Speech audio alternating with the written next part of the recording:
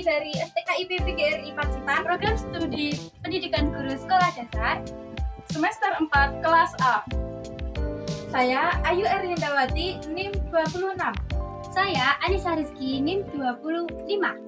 Saya Devi Rizky Febriana, NIM 30.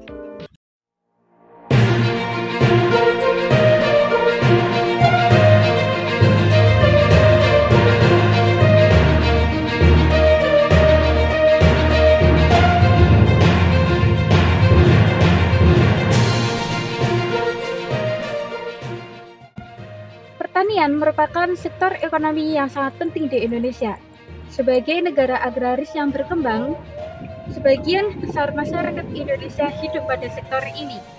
Wilayah iklim tropis di Indonesia sangat mendukung berbagai komoditas pertanian untuk tumbuh baik di Indonesia, khususnya pada tanaman padi yang ditanam di sawah.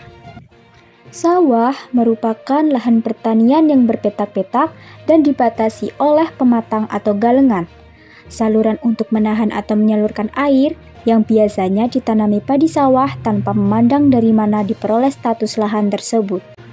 Dalam budidaya tanaman padi, tidak akan terlepas dari ancaman hama dan penyakit yang sering menyerang tanaman tersebut. Serangan hama dan penyakit apabila dalam pengendaliannya kurang tepat, maka dapat menurunkan produktivitas dari tanaman padi tersebut.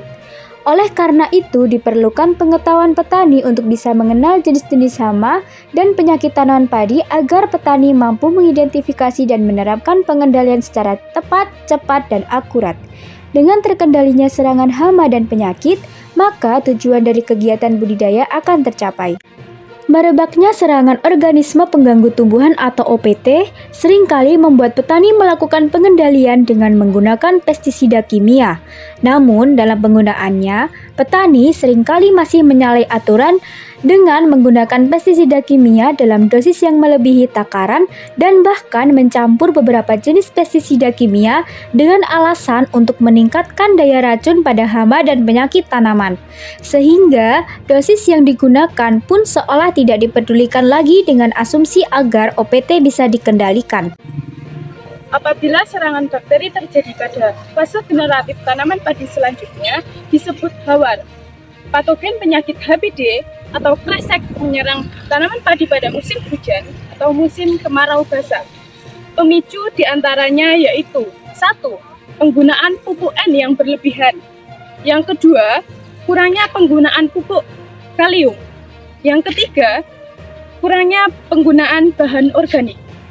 Yang keempat, kelembapan yang tinggi. Salah satu hama atau penyakit padi adalah penyakit HBD atau kresek.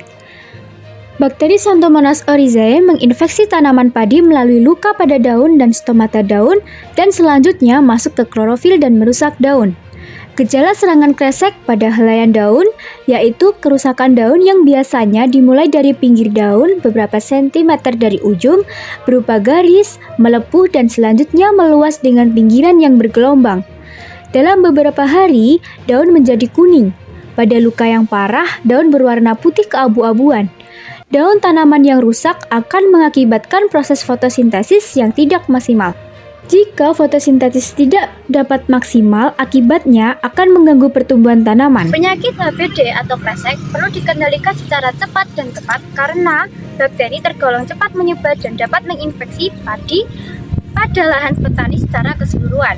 Jika keseluruhan padi terinfeksi bakteri, maka hasil produksi padi akan menurun. Pengendalian tersebut diantaranya menanam varietas tahan, fungisida sintetik, sanitasi lahan, dan pergiliran tanaman yang bukan inang patogen.